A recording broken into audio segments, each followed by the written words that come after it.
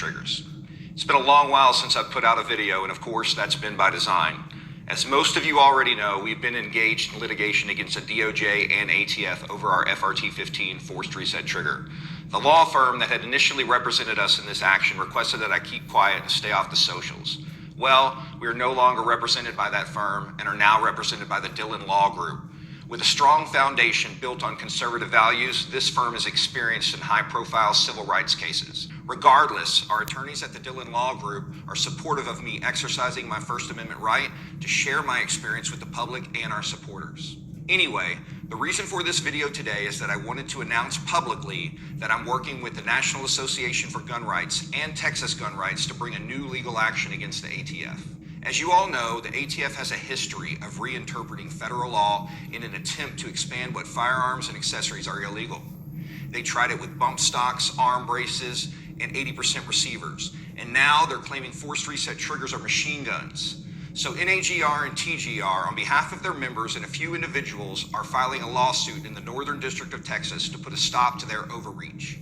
It has always been my position and continues to be my position that the FRT-15 and other similar forced reset triggers are not machine guns as defined by federal law. It's very simple. With a forced reset trigger like the FRT-15, only one round is fired per rearward function of the trigger, and the trigger is reset between every round that is fired. It really doesn't get any simpler than that. I've been saying this since day one, and here I am saying it again. We will not cave to baseless government overreach. So we teamed up with a gun rights group that refuses to compromise on the Second Amendment to fight alongside us. In fact, the National Association for Gun Rights is the only group who would pick up the phone for me, and the only group who has been supportive throughout this fight. The lawsuit is National Association for Gun Rights v. Garland, which was just filed in federal court in the Northern District of Texas. This is the same exact judicial circuit that ruled earlier this year that bump stocks are not machine guns in Cargill v. Garland, the same district that ruled 80% receivers are not firearms, and the same district that enjoined the ATF from enforcing its ban on arm braces. That means all we should have to do is ask the district court to follow Cargill, which says that the ATF doesn't get to invent laws that says bump stocks or forced reset triggers, as this case may be, are illegal when Congress hasn't said that. This lawsuit simply asks the court to apply the same reasoning to our forced reset triggers. And that's why we're confident that we're going to win. But you and I both know that the DOJ and ATF are going to put up one hell of a fight. So here it is. Here's the call to action. We need your help. I need your help.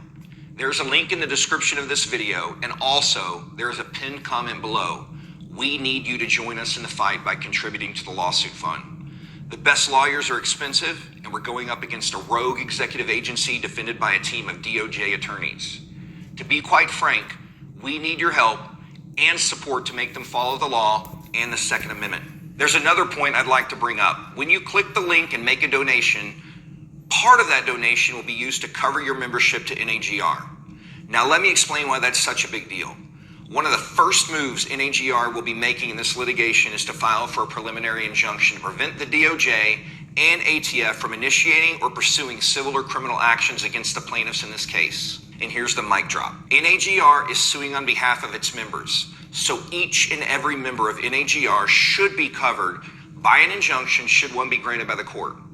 And just so you all are aware, this isn't unlikely at all, as we've recently seen similar injunctive relief granted to another group's members in a pistol brace case. Now I need to be very clear, this is not a promise, but it is highly probable.